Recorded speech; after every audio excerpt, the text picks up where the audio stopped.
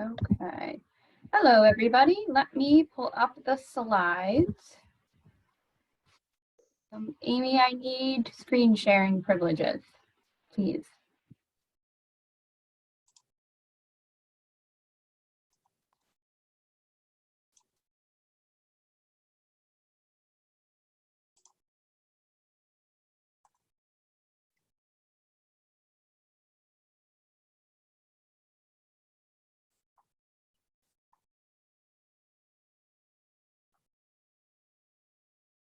Did that do it?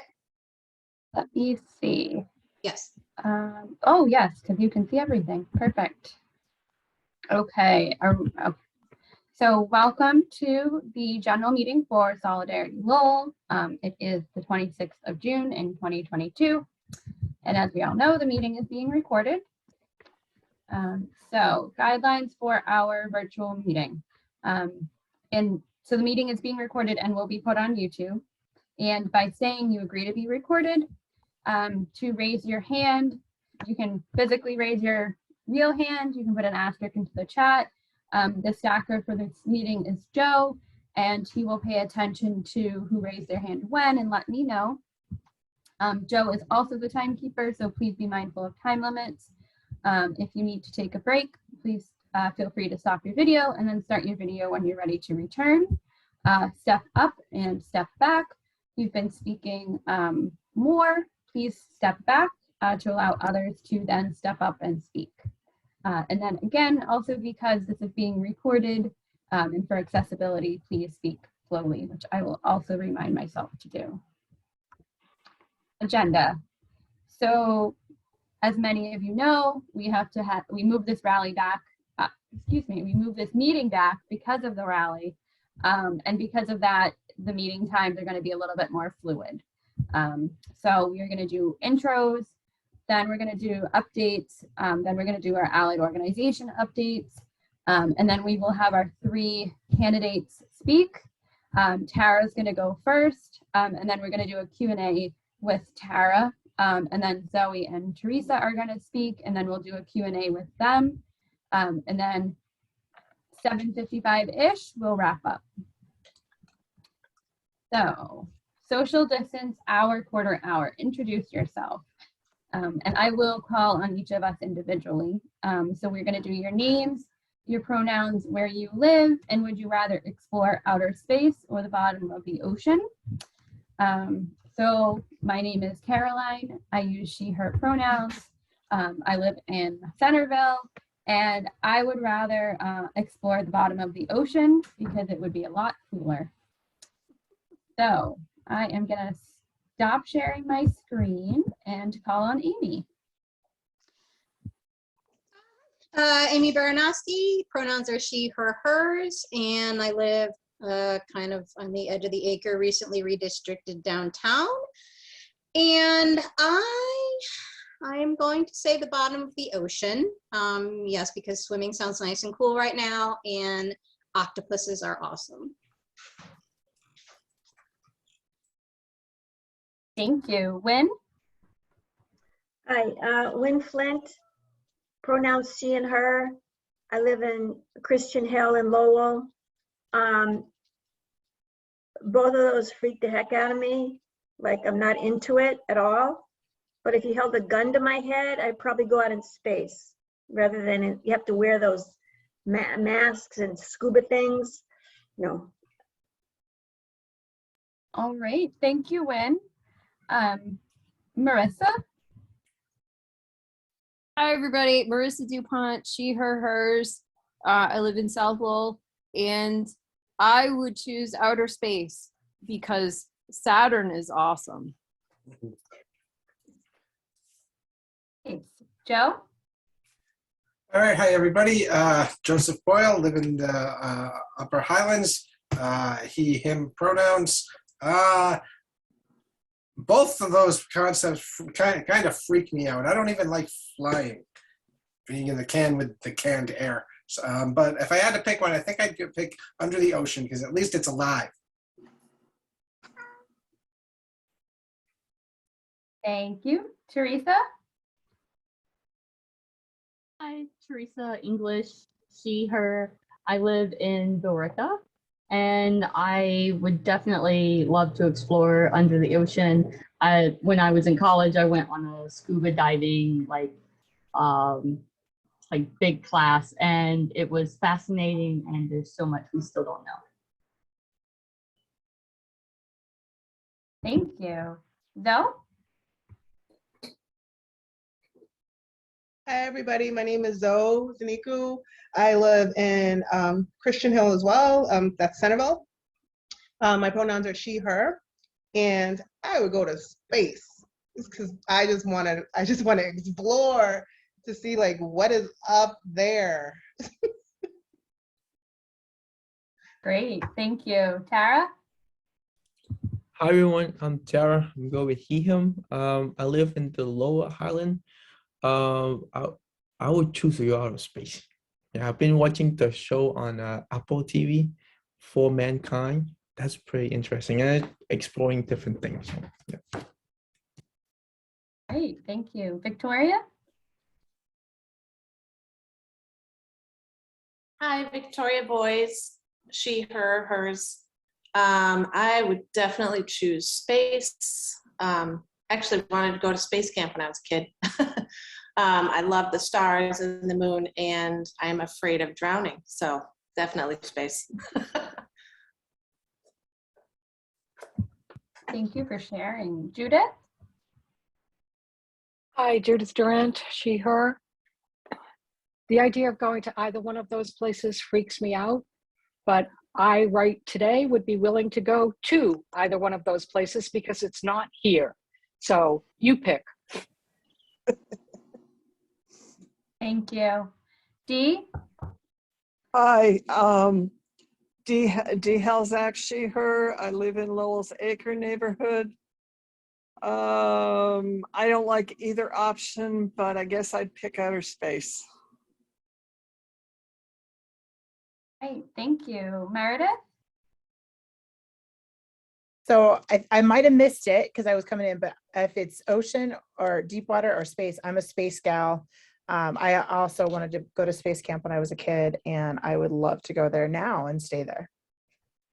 And Meredith, what are your pronouns and where do you live? Sorry, Meredith Lovell, she, her, live in Billerica. Thank you. Tom?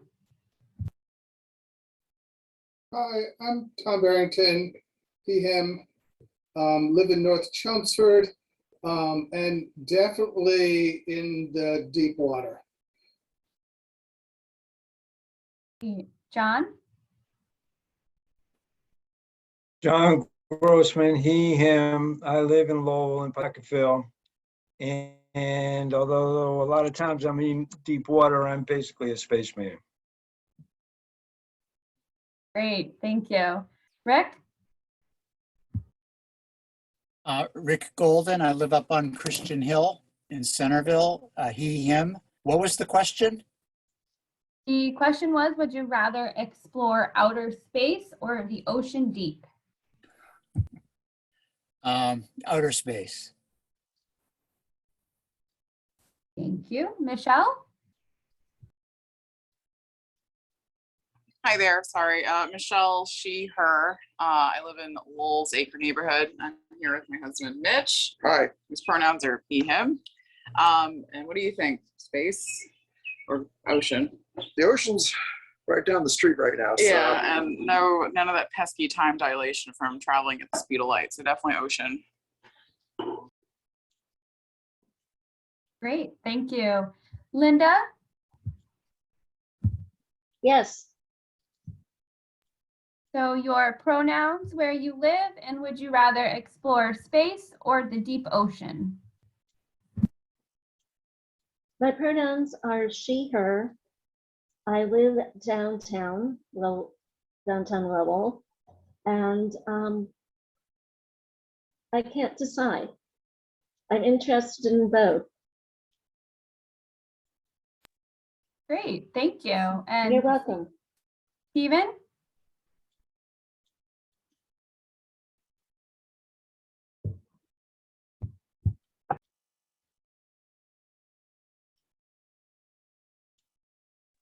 All right, we'll pause on that one for now. So I am going to start to share my screen again. One moment.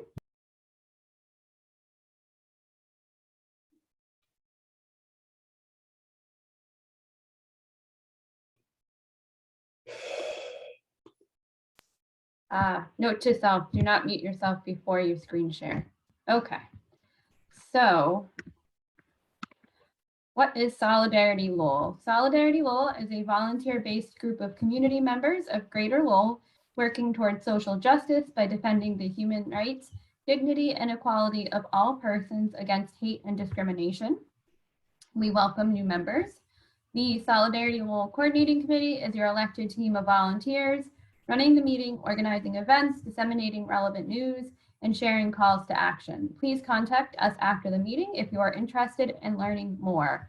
And I will pause and just ask the members of the coordinating committee to raise their real hands, so everybody knows who we are. And Chris is also a member, and she is on vacation right now. So Progressive Mass. Solidarity Lowell is a chapter of Progressive Massachusetts. Progressive Mass is a statewide, member-driven grassroots organization committed to fighting for a vision of shared prosperity, racial and social justice, good government, and environmental sustainability in Massachusetts.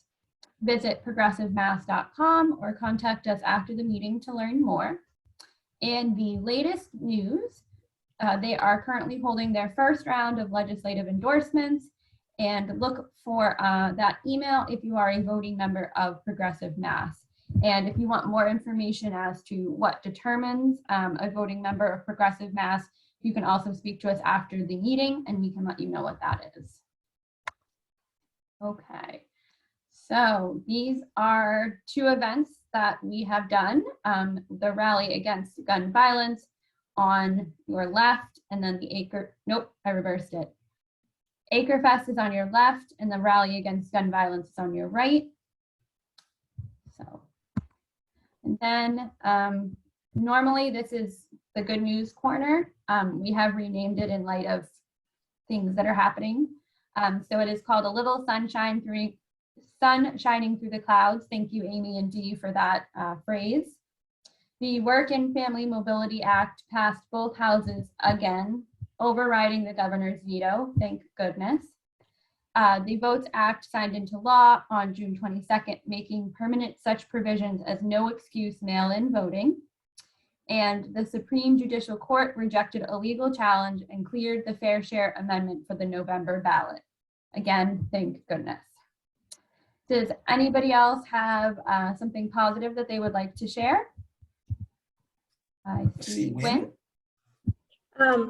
Just really quickly, I'm a member of Lowell Sustainability Council. It's a volunteer organization. Actually, it's a committee associated with the city, and we advise city council on issues related to climate change, both mitigation, reducing carbon, and adaptation to issues related to climate change. And one of the issues we're dealing with right now is urban heat islands.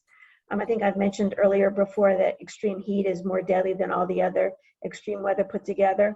And so we've done a massive data dump of all heat islands using publicly available data. And we found that Lower Highlands is an oven. We can officially call it an oven.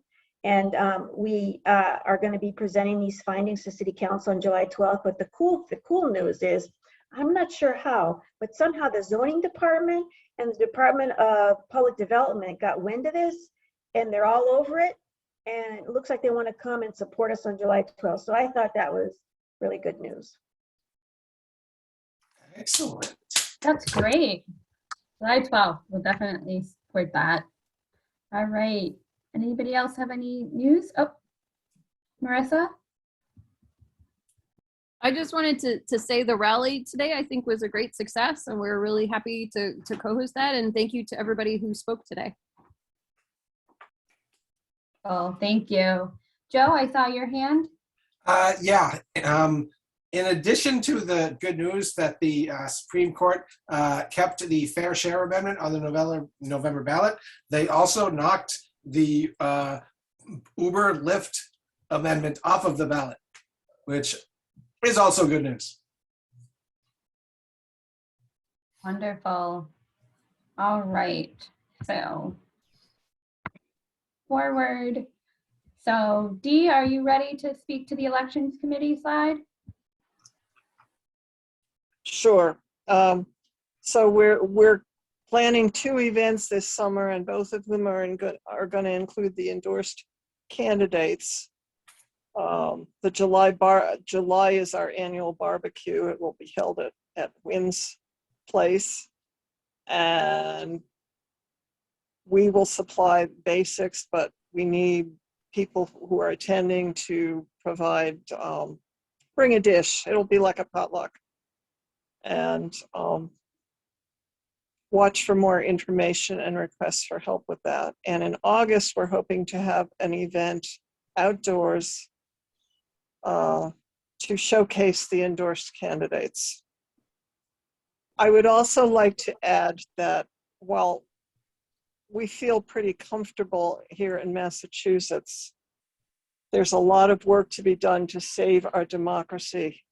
And if there's any, so you've got a lot of choices. There are organizations across the country that are working in various states to try to get more reasonable candidates elected.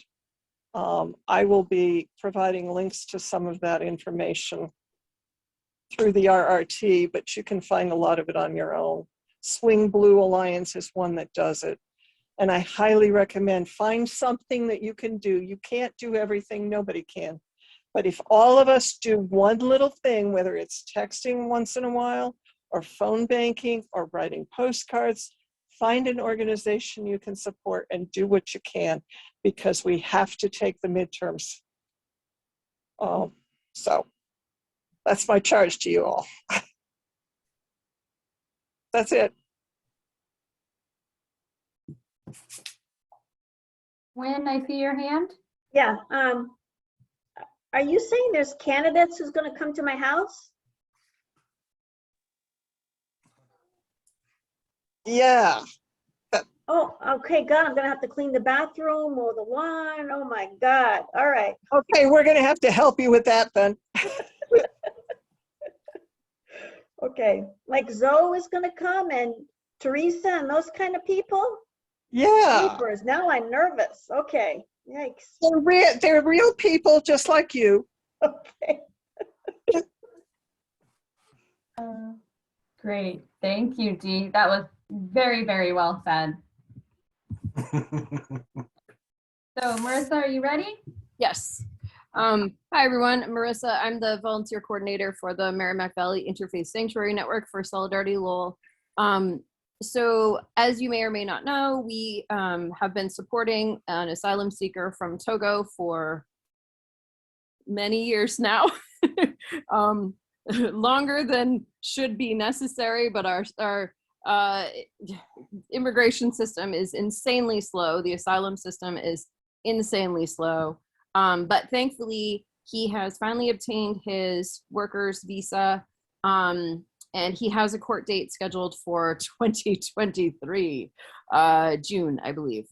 So he is working right now. He had surgery recently to address ongoing issues related to the violence he fled from in Togo and Guinea-Bissau. He was having a lot of pressure the side of his face, behind his eye. It was affecting his vision.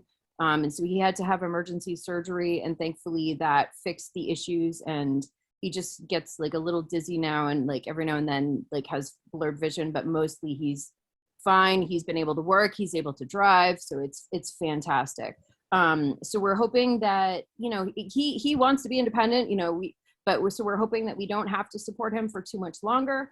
But if you are able to donate to support him, we would greatly appreciate it. You can donate to his GoFundMe. The link is on the screen. Or you can donate through me via my Cash App or Venmo.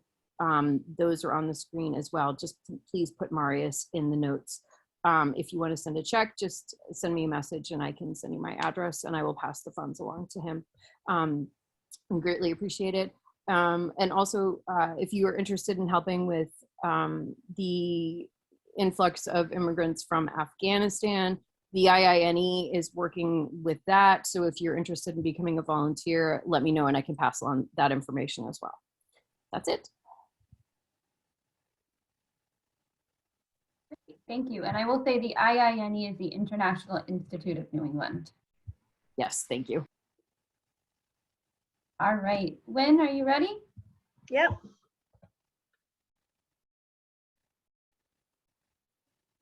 you want to read this blurb? You want me to read this blurb? Up to you. If you want to All right, read your I'll read this. blurb, that works. I'll read this blurb and then I'll finish the rest of it. I wrote it down so I would remember everything. Black anti-racists say that one of the best ways white people can help the cause is to teach white people what we've learned about racism. So that is what we are doing. Unpacking Whiteness is for well-educated white liberals who think they know the basics of racism in the US. It's a 4-part series that has been taught across the US, and participants invariably ask, why didn't I learn this in school? So I have a bit more on it. It's 4 sessions of 2 hours each. It's designed for white people to speak freely about their feelings around race without feeling they are going to hurt someone's feelings.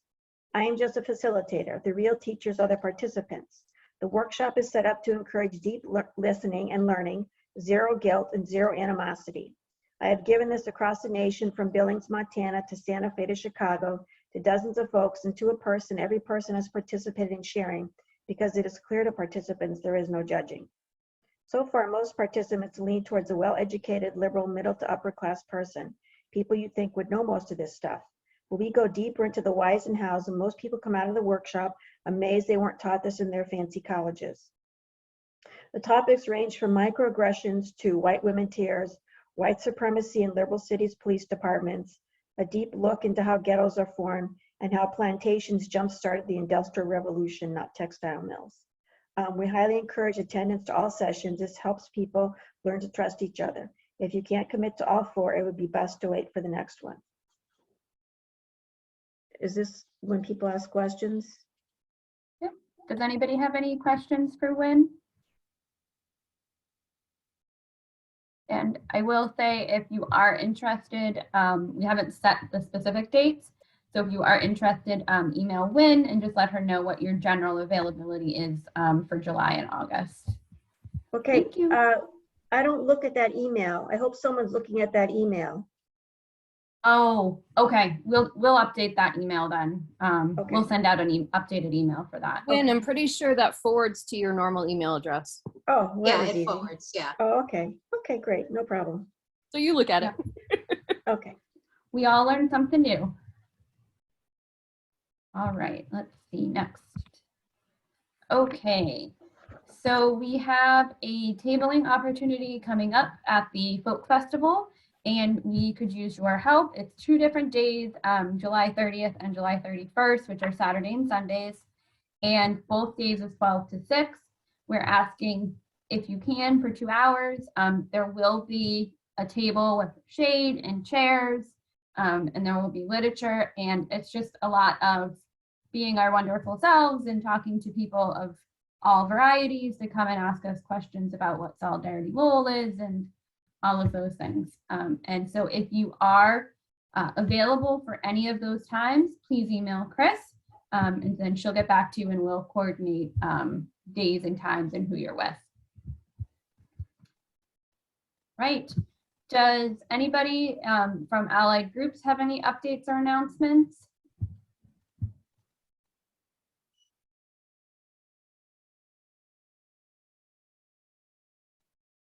Carolyn, I see John Grossman. Yeah, thanks. Sorry, a little clumsy today. The effort to get a decent climate legislation through the legislature, state legislature this year is still continuing. The current climate bill is not very good. I'm John Grossman with 350 Mass of Lowell, which is a climate justice group. If you're interested in moving that struggle along, on July 11th, there's going to be another event at the State House to try to push the movement forward. So you might consider coming down there if you possibly can. If you want more information, I'll put an email at the chat where you could reach us. Great, thank you. Anybody have any other updates?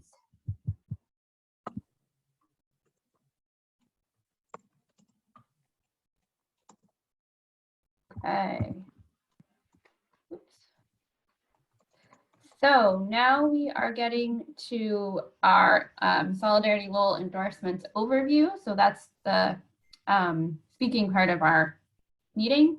So working with Progressive Mass, Solidarity Lowell will be voting whether to endorse in 3 contested local state races, representative races. So that's the 16th district, the 18th district, and the 22nd district for Middlesex.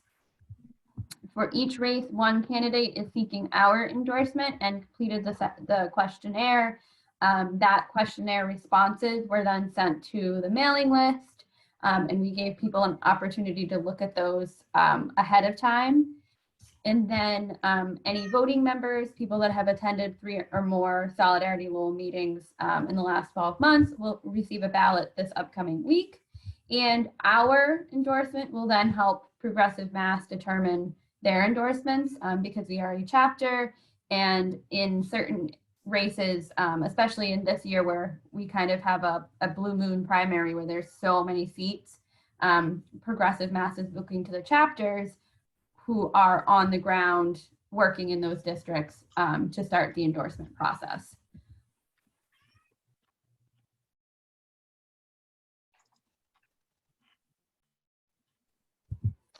So the next piece of this as well is we have a 4th person. Vanna is running for the 17th Middlesex.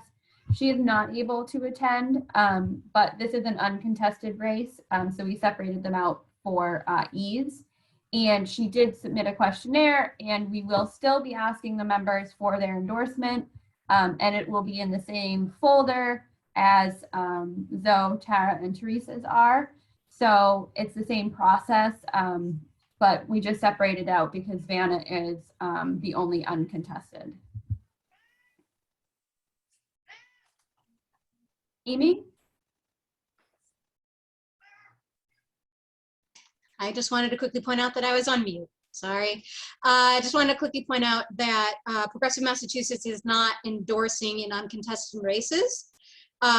So that's the other difference with Fana, but we still wanted to give her a chance to complete the questionnaire for us and get our endorsement if that's how we vote.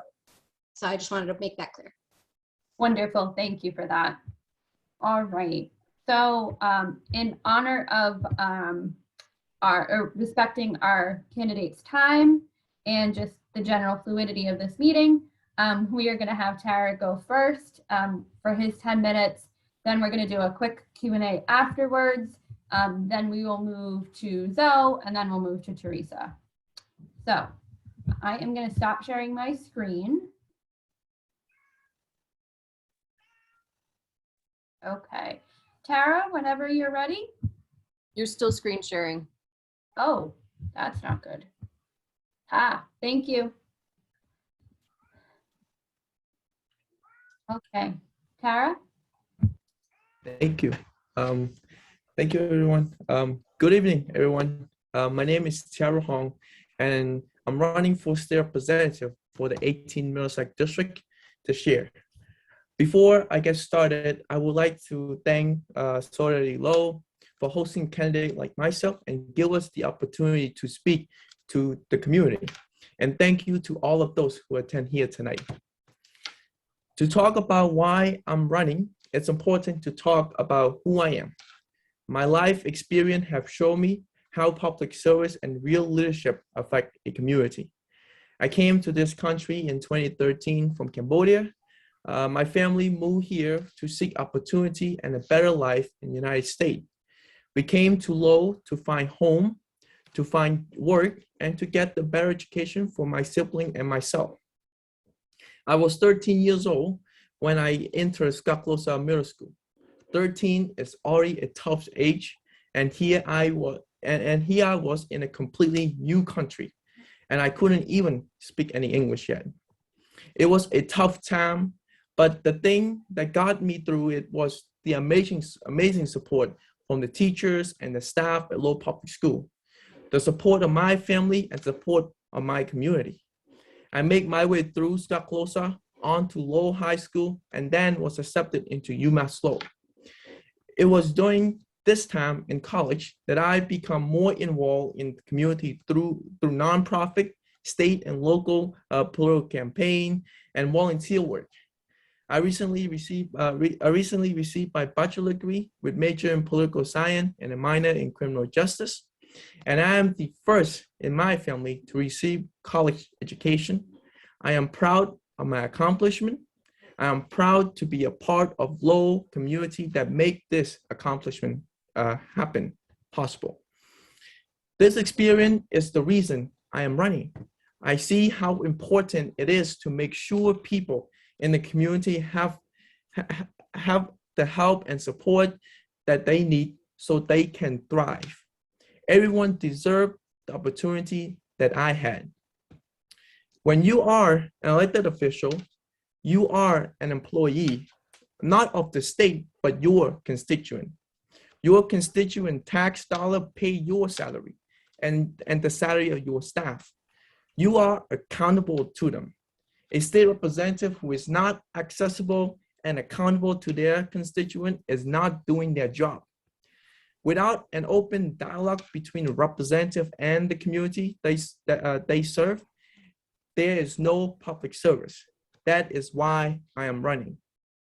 Improving constituent services will be my first step. I intend to open an office in the district so that people who live here can meet me in the community. I will also be an elected official who is present in the community, attending events and meeting hosts by community and neighborhood group. I will meet you where you are so that we can have the two-way conversation about your concern and to keep you informed about legislation in the House that affect you. I want to learn how you feel about it. I want to know how you would vote about it. Another top priority for me is the work on greater transparency in our state government. To me, it doesn't make sense to be hired for a job that have no public measurement on how well that job being done. It's like having an employee who doesn't answer to you and those progress you can't check it on. Vote on legislation should be transparent, and there should be enough time for all House members to review the final language of the bill before voting begins. Money isn't everything, but is necessary to address many issues facing our Massachusetts community. Funding for public education, funding for public health service, and funding to address the health crisis. On one of the things I am voting yes on this year is the fair share amendment to tax those who make over $1 million in a year. That's about $80,000 per month, more than most Massachusetts residents, including elected officials, make in 1 year. I believe that anyone who makes over $1 million a year can and should pay a high tax. This past week saw two shocking decisions made by GOP-backed Supreme Court of the United States, making the right of all Americans to carry concealed weapon without permit could destroy the safety we experience in Massachusetts because we have some of the strictest gun law in the nation. We can expect the pro-gun coalition in Massachusetts to begin challenging those laws in the near future. And based on the court decision, they could be successful. I believe that the Second Amendment have been distorted by the NRA and its followers. And I promise I will do everything and anything I can as a state representative to protect our right to not carry weapon around just because we can. The overruling of Roe v. Wade is a horrendous attack on the right of women. It is also a horrendous attack on our democracy, like we just saw at the rally today. Many people come out and support this issue. Really great to see that. The protection of Roe have been the law of this land since well before I was born. And at least one of the judges who make this new ruling said under oath during his confirmation that Roe have a subtle law and he will not work to overturn it. He lied plain and simple. We need to do whatever we can to stop this trend in the track before we see a destruction of LGBTQ+ right, voting's right, and so much more. We need to elect people who will fight for our right at every level of government to stop the attack now. I am one of those people. My experience growing up as a first-generation Cambodian immigrant have really informed the importance of this position for me. I want to make life better for people and give back to the community that have been give me so much. I have the experience to do this job. I have the energy to do this job. I was the civic engagement coordinator for CMAA and know how access to resource and lack thereof affect members of our community. I have worked on political campaign at both and local and state level and have familiarized myself on with how our government work or doesn't work. Working with nonprofit and other community group, I know how to form relationship with people from different backgrounds and partner with other community leaders to bring about change. I have spoken in our city council chamber on many issues over the year. As your state representative, I will use my energy and my experience to serve the community so that we can work together to improve our life. I think the progressive policy that we pass here in Massachusetts can set an example for the rest of the country.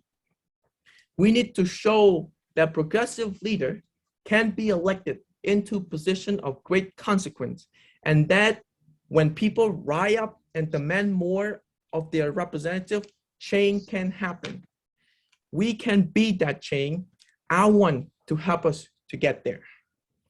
This campaign isn't about me. I have said this before. My name may be on the sign, but this campaign isn't about me. It's for the community of the 18 Middlesex District. It's for Lowell. It's for the state of Massachusetts. I want to be a strong voice for our district, the voice that comes directly from the people. Please vote for me, Tara Hong, on September 6th for state representative for the 18 Middlesex District. Remember that only he who wins in September wins in November. Thank you, everyone. Thank you, Tara. Does anyone have questions for Tara?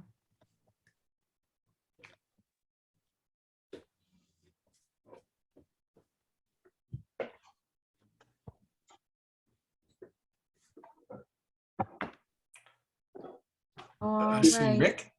Okay, Rick? Thank you, Tara. So I think you're running against, is it Rady Mom? Is that? That's right. Current guy? So I don't really know, I'm not in your district. I don't know much about what goes on, but can you give a general overview of sort of how he's doing as state representative? Are people disappointed in him, or is he popular? I just don't know.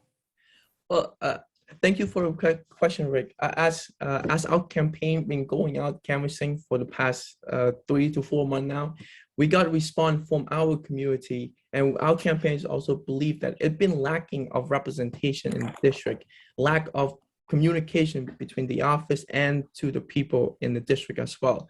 And like I mentioned in my speech, that our first priority is to improve our constituent services, because we believe that when people have able to put their opinion and concern in what kind of thing can change in the district, and we get people to rile up, like we see at the rally today, come out and be in Wallen community. I believe that many things can happen, many things can change as well.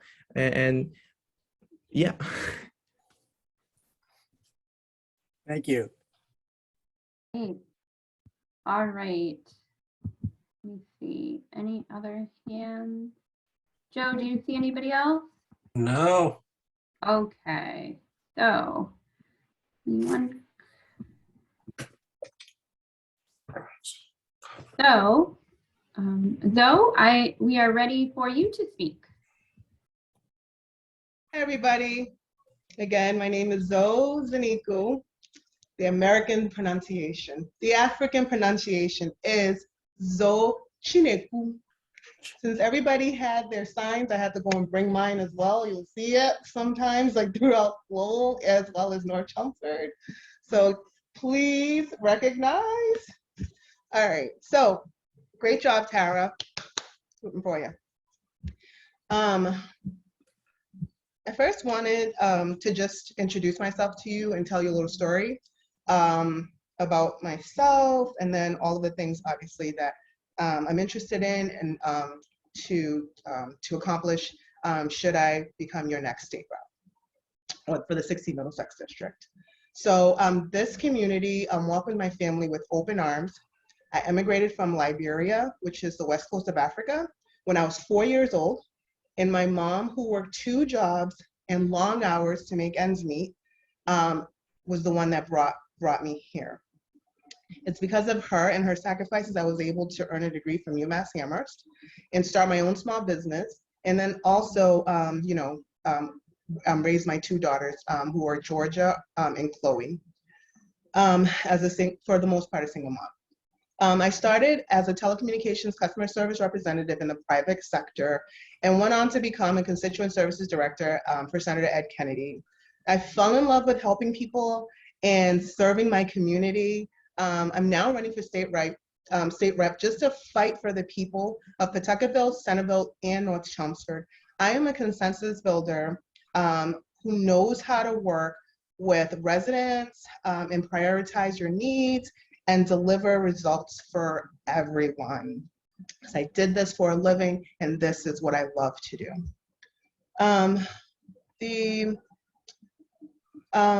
Let's see. So I'm a pathfinder. I'm a woman of faith. I believe that all families should have the opportunity to thrive, and that policy, when it's done right, works for people, and government should remove all obstacles that get in their way. For years, as a single mom raising Georgia and Chloe, and working in the private sector, I worked my way up in the corporate ladder, and I've always been an extremely hard worker, and so I've been rewarded for that throughout my career. So, really quickly, why I'm running. So the pandemic was a pretty hard time for my family. And I'm pretty sure a lot of other people have, similar stories. It was such that as someone who currently and had experience helping people find results for issues that they may have had, navigating the mental health care system for me to get help for my family was absolutely so incredibly hard that it actually propelled me when this opportunity presented itself to run, just to make sure that folks like us, that people that are in crises get the help that they need. I experienced the different facts of people of us not being able to get the help that we needed at the time due to a pipeline issue, due to insurance issues, things like that, things as mundane as that. Instead of being able to help my family member during a crisis, I had to work hard to get that result, and it impacted everything. And I do not want that to happen to anybody else. And I, as a state rep, will fight to make sure that that is absolutely cleared. So I know that, you guys already know that I was born in Africa, and I don't know if you heard my little story, but as a 4-year-old child, getting onto that plane, just to let you know again, you see my logo right here are wings. And that is by design. and it's specified, and it's intricate. Like everything that I do and everything that we do on this campaign, it comes from a place of of realness and of heart. So when I was 4 years old, a Pan Am, I was taking that Pan Am flight to come to America, and a flight attendant pinned a wing on me.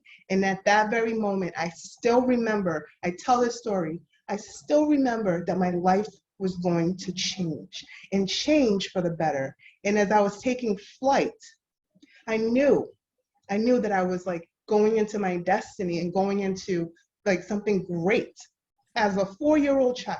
And that has stayed with me. It's never left me. And so it was important that I showed that and exactly where I came from and where I'm going to continue to fly to. What is important to me? I guess other people may say, what's my platform? It's very simple. Like, as I told you, mental health and wellness. So the social isolation due to COVID exacerbated an existing crisis in mental health. I'll fight to invest in mental health services, hold health insurance companies accountable for my lived experience, and I know many other people lived experiences, for not covering adequate care, and to ensure access for youth, adults, and seniors.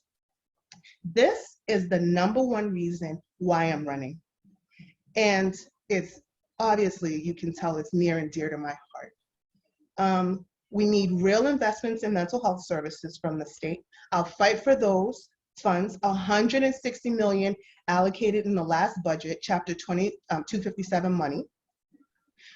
That's where we're going. We're going to continue to go there. We need to treat mental health services, especially therapy, as a right. Health insurance companies have profited well, and we need to do a better job ensuring access to these vital services. People need them. Another part of my platform is public safety and healthcare. We need to improve police community relations, focus on crime prevention, and create a safe community for everyone. We need to rein in healthcare costs, including prescription drug prices. So when we finally get the person in crises into therapy, then when they need the medication in order to continue for them on the right path, it's too expensive. It's bogus. We need to definitely fight for that. So to keep people safe, we have to build trust between police and community residents. I'll advocate dialogues, accountability, and spaces where we can work together, like youth sports and community-based activities. Just to give you another quick story, the police have been absolutely phenomenal in my personal life. So it's not anything to bash on the police, it's just the overall system. We need to ensure that everybody is cared for. I only have good stories about police, but we still need to make sure that everyone feels safe when they call. So Medicare for All will save people money and expand coverage. It's time that we're worried a little more about patients and less about profits. We have to hold prescription drug companies accountable for taking advantage of seniors and putting profits over health of patients. Another part of my platform is education and young people. Everyone knows I'm a mom here. If you don't, I am a mom. Young people are suffering from the disruption of their education from this pandemic that just happened. I'll prioritize social and emotional health and vocational technical education. I have lived experience again with that. The last couple of years has just been, we need this. That's all I have to say. I'll fight for universal childcare and curriculum that includes the arts, civics, and financial literacy. As a mother, I have a deep understanding of the impact of COVID-19 had on young people, on young people's education. I will make it a point to fight for mental health and facilitate collaboration between parents, community, and teachers to get our kids back on track. We need all three. We need parents, community, and teachers. not just one, not just teachers, not just community, not just parents. We need to work as a collaborative team to get this done because our children are that important. And so I will also, so vocational education creates paths to successful careers for young people and lays the foundation of transformative innovation that highlights the diversity of our community and reinvigorates our region's competitiveness for local jobs. So we all know that people can go to Lowell High School and go on to college. That's the path that I chose. And people can go into technical schools, kids can go into technical schools and not have to go to college. But if they have that vocational training, it's also important because not everybody is the same. And it's absolutely important that they have various ways to ensure that they're able to flourish as adults. Childcare is a driver of our economy. I know this from years ago, and I'm so happy that there's more light shown on it at this present moment. And so access to universal childcare will create jobs, expand opportunities for women and caretakers, and expand early learning opportunities. A comprehensive curriculum needs to teach our kids skills that they will use forever. Another part of my platform is housing and seniors. And really quickly, guys, we need stable rent affordable home ownership and to transition the unhoused individuals to supportive housing. I'll secure funds to curb senior property tax increases and provide quality, affordable, long-term and in-home care. I have my mother who is a senior at this time. And so I know that, again, this is part of something that's extremely important to me. And with the unhoused, with rapidly rising rents, home ownership increasingly is out of reach for too many families. I will work to expand access to down payment assistance, low interest loans for home buyers, and tools to fit displacements of renters. Ensuring that the unhoused individuals can access supportive services. It sometimes goes back again to my priority, which is mental health, guys. It's so important. It just touches every facet of life. And so transitional housing is critical. We as a society have the power to end chronic homelessness. I am there with you. Finally, climate and infrastructure. Our community is at an extreme risk of flooding. We need to help the Merrimack River clean, hold polluters accountable, electrify our buildings, and then I'll work to make the LRTA bus service fare free and expand the hours of frequencies to save money and create good paying jobs. Not everybody drives. We need the folks that actually use this system to be able to utilize it when they need it.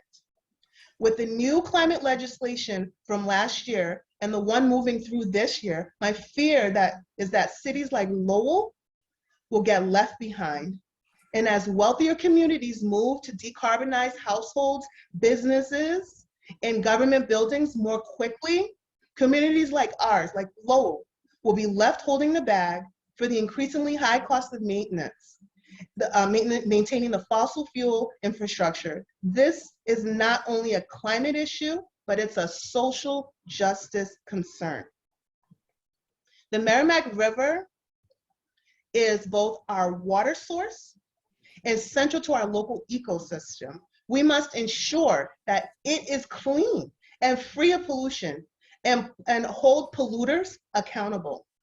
Expanding the LRTA service to include greater frequency and later service will ensure more people can rely on public transit, and they will benefit not only the climate, but also vehicle owners by reducing traffic. Making it fare free will save money on collection costs and will also save money for bus dependent families. So I'm gonna pause you right there. Thank you for all of that. We have reached our time limit for right now. Does anybody have any questions for Zoe?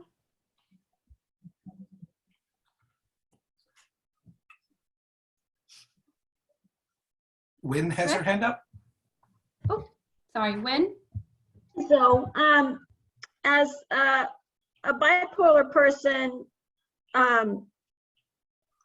you know, diagnosed back in the dark ages, I'm like so glad you're on our side. Like, that makes me very encouraged. Another thing is, I sent all my kids to the Voc, and you would have thought around a lot of my friends I was engaging in child abuse. But we're a more practical minded people, and they ended up doing all random things, but we're very much into hands-on education. The other thing is decarbonization, and I'm with 350. 350 is wicked concerned about that with lower income, because at least 60% of Lowell is renters, and our housing stock, at least 50% of it was built before 1940. So I'm glad you're on top of this, because this is something that is on top of our mind. Thank you so Great. much, Wynn. Thank you, Wynn. So now, Rick.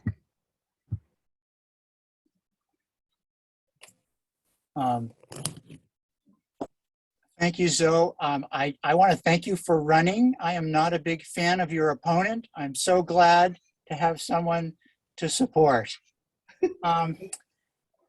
So I listened to the city council meetings online, and I listened the other night to the discussion about racism as a public health crisis. And it blew me away, because I thought I understood this stuff, and I really was touched by the stories that people of color were telling. And anyway, I'm just curious if you have sort of ideas about how we can move forward in Lowell on that to try to fix that. Sure. Thank you for that, question, Rick. So, racism is a public health crisis. I definitely agree with that. And how we can begin are some of the things that I just talked about. We have to get folks engaged, right? We have to get folks engaged in just the community and in and of itself. The most important thing is to listen to people when they are telling you about their experiences. And so when someone takes the time I feel like it's a grace thing. And when someone takes the time to actually tell you about something that they care about or that has happened to them, we must believe them. I don't understand why it took 2 years to just make that declaration. But again, like you, Rick, I was watching. I'm glad that it finally got declared. So that means it's going to open a pathway now for a real conversation to happen. And then the actions that were behind that declaration, we can hold the city accountable to ensure that those things do happen. Great, thank you. Dee? Yeah, as part of the mental health crisis, could you talk a little about how you would address the opioid crisis? Absolutely. So the opioid crises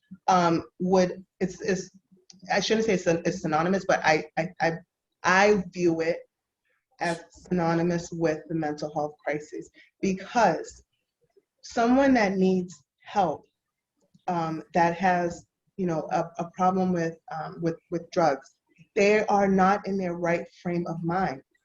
They are not a healthy individual. There may be they do need the same access and the same help to ensure that they are able to be taken care of. So Dee, like I think I talked to you about this the last time, that everyone has, I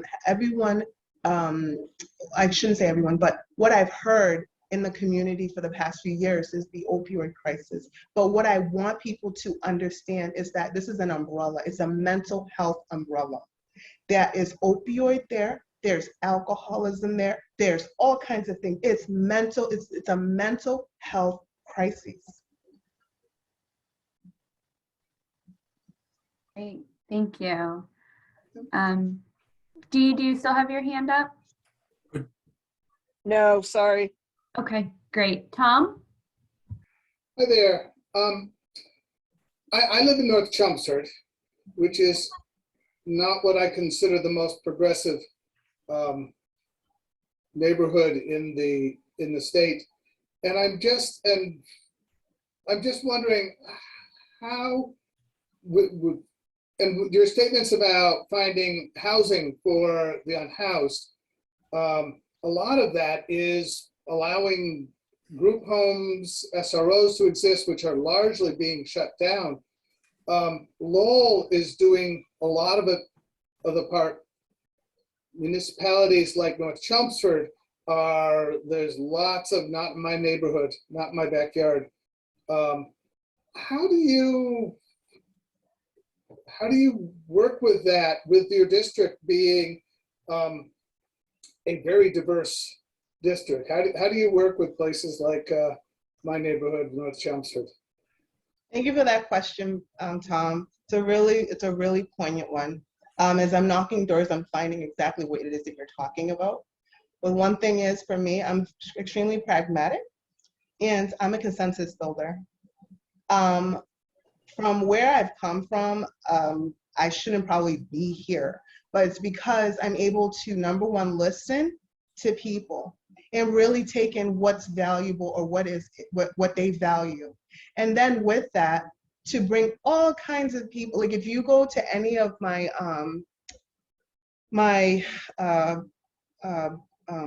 what did I just have? I had just a fundraiser, I'm sorry. Any of my fundraisers, you're gonna see people from all walks of life. And it's because we all need to be part of this solution. Homelessness is not unique to Lowell or North Chelmsford. Homelessness is a countrywide issue. And if we're not listening to people as to what, for number one, why they're homeless, and then secondly, we're not listening to the people that are housed and that don't know how to help, right, without or being uncomfortable to help, you know, we have to understand why. So to me, Tom, we have to have conversations, and the conversations have to include those folks that are not comfortable as well with everything that's going on. And we have to listen to what they perceive as obstacles too. And once we listen, once we hear from everyone, we can then talk about a game plan to make sure that we're able to move forward with helping the unhoused. So I'm gonna continue knocking and listening to what's important to people. Thank you. Wonderful, thank you. Joe, do you see anybody else? Not seeing any other hands. Any last questions? All right, Teresa, we're ready for you. Thank you, though. Gonna jump off, guys. Thank you. Good night. Hello, everyone. My name is Teresa English, and I am running for state representative of Billerica, the 22nd Middlesex District. I'm running to ensure our town is no longer overlooked and disregarded on Beacon Hill. I'm a mom, an Air Force veteran, and public school teacher ready to advocate for the people of Billerica and to be part of the changes needed to realize our community's potential. As Billerica State Representative, I will be a tireless advocate in connecting community members with the services they need and advocating on their behalf. Whether it's helping an individual understand licensing requirements or help navigating the state's complicated mass health system, constituent services will be my top priority. There's a reason why so many of our systems are complicated. There's barriers to enter that I've encountered over and over in my life, and that I've encountered while helping people in different situations. When my husband first got out of the Marine Corps, and he had come back from Iraq and had numerous mental health issues and physical issues, he was told by the Veterans Administration that none of his things were covered and he was on his own. A cardiologist told him that he would be dead by 35. And when we first reconnected and started dating, I heard that and I said, no, not my husband. He is not going to be dead at 35. And we fought the system, and he got the health care he needed, right? But it taught me so much about where our systems are, who they value, who receives services from them, and how to move forward, eliminating barriers for people who need access to our systems. Additionally, I'll be committed to fighting for local aid. As the cost of living has gone up, local aid has been increased an average of 0.2% every year. We're giving raises to people at 2%, 5%, 12%, and that's wonderful. As the cost of living goes up, people need to be paid more. However, local aid is not keeping up, which means more and more of our taxpayers and property owners are having to fill that gap, which means towns are losing funding every single year that our local aid does not keep up. I will prioritize making sure that our healthcare system works for everyone, ensuring our teachers get the resources and state funding needed for our schools. And lastly, I will be committed to passing common sense solutions to address the outcomes of climate change that impact daily life in Billerica. My life until I chose to move to Billerica entailed moving around a lot. Joining the Air Force after high school meant I continued moving from location to location. But one of the benefits of constantly moving is the ability to make friends, build community, and work with diverse coalitions. And that's probably one of the reasons I excel in pulling people together for a common purpose. As a teacher, we call it group work. In these areas, we call it coalition building. As a co-founder of Progressive Billerica, I've helped to build a bench here in this town. Another example of coalition building happens every Monday afternoon in the center. When the farmers market shut down in 2020, we stepped up to ensure that fresh produce is available for all of our residents. And as of this year, we're expanding access to SNAP and HIP benefits. When we put people at the center of policy, great things happen. Together, we're capable of anything. And I'm ready to lead the way and advocate on behalf of the community. I hope to earn your support over the course of the campaign so we can continue fighting for Billerica and Greater Lowell together.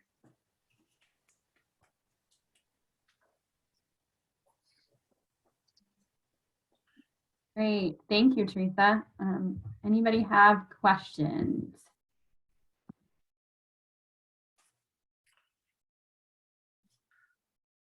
Oh, Dee raised your hand. Dee? Hi. One of the things that I know state reps do is find funding for specific projects that a town might need. Are there any projects that you have in mind for Billerica? There are so many. We need, our project support is underfunded and needs additional investment. The website for our town is just, it's not user friendly. It's difficult to navigate. It is broken in many respects. And I think having the access to, or having the ability to access information is really important when you're trying to communicate that there are, say, abatements for veterans who can save money on their property taxes every year. Or say, you know, for seniors, there's an ability to reduce your property taxes every year for community service work. These are programs that have existed for a long time, but not enough people know about them because our website and the information coming out of town hall is not accessible for most people.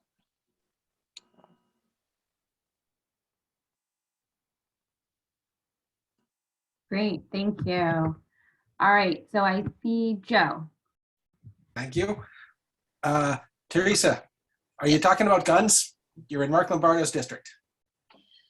So I am talking about guns as the conversations come up, right? When people bring it up. The majority of folks in Billerica are for common sense gun reform, right?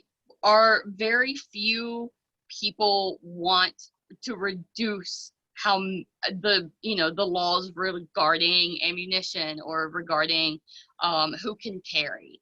Most people are totally fine with what we have. When folks are bringing up guns, I like to remind them that my opponent does not think that the Attorney General should be able to regulate anything regarding firearms. He's voted against gun reform laws in the past. And so I'm happy to consider, conversations around firearms, but most folks in Billerica are struggling with how they're going to pay their mortgage and how they're going to pay for groceries. And that it's just not coming up very much. Great, thank you. All right. Wen? Hi, Teresa. I'm part of 350 Mass. I think I mentioned that earlier, which deals with climate change. And usually we're like hyper-focused on Lowell. But of course, information about Merrimack Valley crosses our desk. And one thing we've seen, and I'm just really curious if you've seen this in your campaign, is that there's a significant flood risk and increased flood risk in Billerica. So I'm curious, have you talked about that or heard about it or anything? Yeah, that's actually one of the ways that I talk about climate change, because climate change as a whole, it's this big topic. And, what can you do at the State House? But at the State House, I can ensure that our communities get funding for a lot of the mitigations for flooding. Most of Billerica is not considered a floodplain, which means they don't get insurance for floods. So when a house floods and all their stuff is destroyed, like, too bad, so sad. Like, that's not what the insurance industry was created for, right? And individual towns do not have the resources or really the capability to fix these problems on their own. It's got to come from the state and from the federal government. And we absolutely need to be doing more. The Talbot Mill Dam is going to be removed soon, which I am very thankful for. And that will also help alleviate some of the flooding around the Concord River area. Another issue related to flooding, I'm just curious if this has come up, combined sewer overflow. Do you have that issue in Billerica when Yes. it rains so much that the storm sewers get overwhelmed? Have people talked about that? Yeah, so our town's actually invested a lot of money over the last 4 years to address these problems. Our waste management system has gotten tons of money that are basically, the money's coming from property taxes, which is one of the reasons why I'm super focused on getting additional funding from the State House. As the valuations of homes in Billerica exceed like any rational level, we have $1 million homes in Billerica now. It's just insane. So property taxes are going up to levels that people could not even anticipate, much less budget for. So we've got to reduce some of the pressure on property tax or on homeowners, so that we can continue to invest in what our DPW is doing to reduce the amount of sewage overflow. It's so sexy. It's also wicked expensive. It is, but we have a master plan here in Billerica that addresses it. And if we had the money to do half of what is in the master plan, life would be better. I gotta admit, Teresa, I'm impressed. Not too many people, politicians, would even know what the hell CSO is, let alone be able to speak intelligently about it. It helps that I have friends in so many sectors of what's happening, right? I've got a friend of mine that's super passionate about combined sewage overflow. And so he's really helped to educate me on that and a bunch of other environmental issues. Great, thank you. I see Tom. Thank you.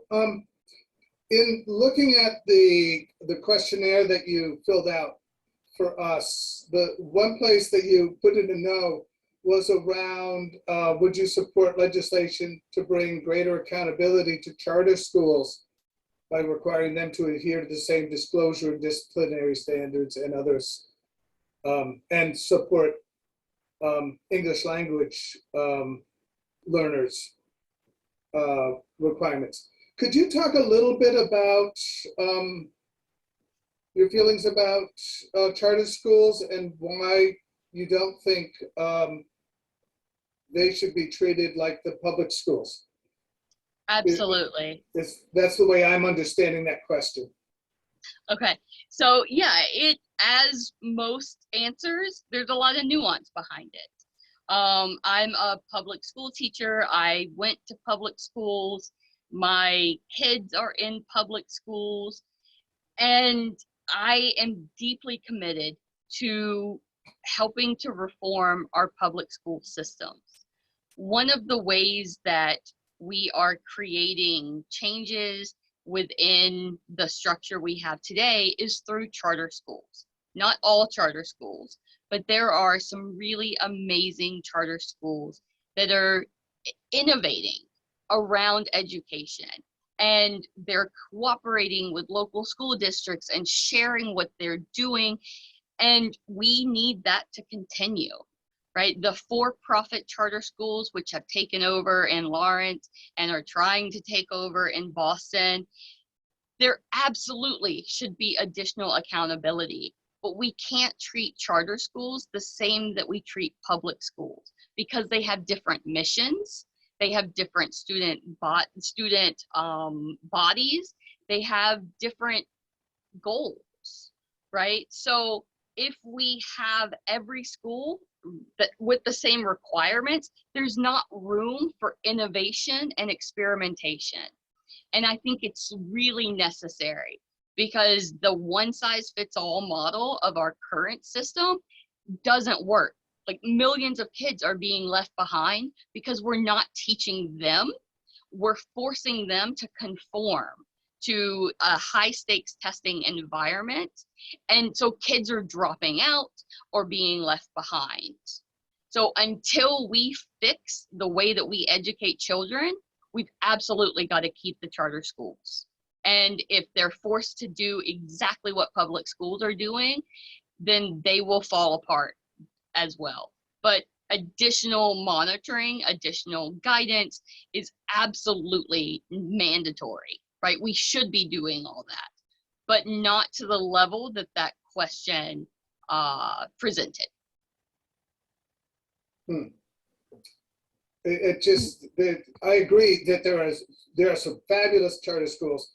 There are some horrible charter schools, but things like the not supporting English language learners, supporting of immigrants and the like, and also the charge that's out there of the charter schools will cherry pick and leave the most difficult students to the public schools, and they'll cherry pick. And it just seems like there should be some focused accountability in charter schools to serve all the people, and not just say, oh, we're charter schools, you can't look at anything we're doing. So right, yeah, there's middle ground there, and I think we need to spend more time in the middle ground between no accountability and the same accountability as public schools. Okay, thank you. Thank you. Stephen? Yeah, just on the same track, the Supreme Court just ruled in, I guess in the Maine case brought in Maine, that religious schools are now going to be eligible for public funding. So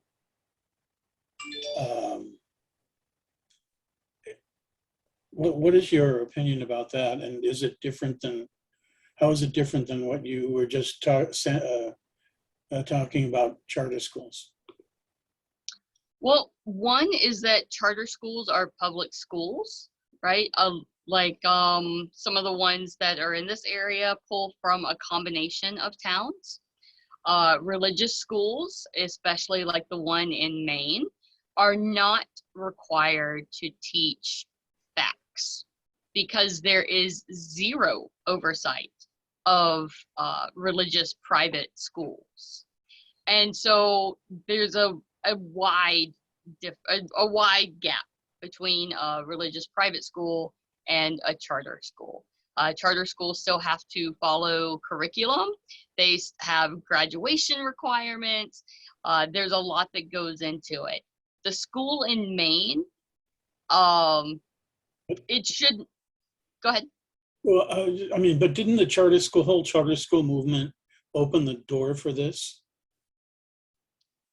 I'm not sure that I would go that far, but the Supreme Court, in my opinion, got this wrong. There's also a lot of, again, nuance in this case. The religious school would not have been in the position to have the students it does if the town and state of Maine had invested in a public education for all children. It's such a rural community that they don't have the funding to educate the children that live there. And so as a last resort, they went to this Christian school. And I don't think that was okay, but I don't live in Maine, and so I can't advocate for Maine to spend more money on education. It's what the state values. We're fortunate to live here in Massachusetts where our schools are funded way better than the rest of the country. It's not enough. It doesn't go far enough, and we're not spending the money wisely. But there is a huge gap between a school that only exists to serve a couple of people because our Constitution guarantees every child a right to an education. There has to be a school for that education to take place in. And so in Maine, it's a tragic example of the conservative movement cherry picking facts to suit their agenda, right? They picked this school to launch a test case before the Supreme Court. And they got their way because of decades of Republicans enacting terrible policies. So I don't think it's just the charter schools that led to this moment. It is a religious, conservative, awful group who have led to where we are, so that gun laws have been overturned, Roe v. Wade has been overturned, and now they're allowed to teach indoctrination in schools, right? We should not be teaching about Noah and the flood in kindergarten, but that's what this school in Maine does. Sorry, I can go on about this for a while. Thank you. I can definitely tell. Is there any other questions on other subjects? Joe, do you see any hands? I do not, and we are past time. Teresa has been very generous with her time. Thank you, thank you. So on that note, I'm gonna share my screen again.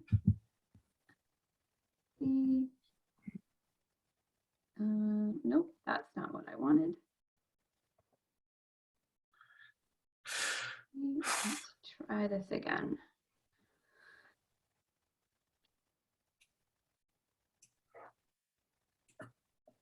There we go. Okay. So we've done that. Whoops. And very quickly, as we spoke, our next meeting will be the summer barbecue on July 24th. And it will be our annual summer cookout at Wynn's house with our elected candidates who are, as eloquently stated, real people like us. Thank you, Dee, for that. And we will bring the basics like veggie burgers and hot dogs and buns and that stuff. And then everybody else that comes is just encouraged to bring a dish to share. And let's see. And who will help with calls or reminder texts for next month's meeting?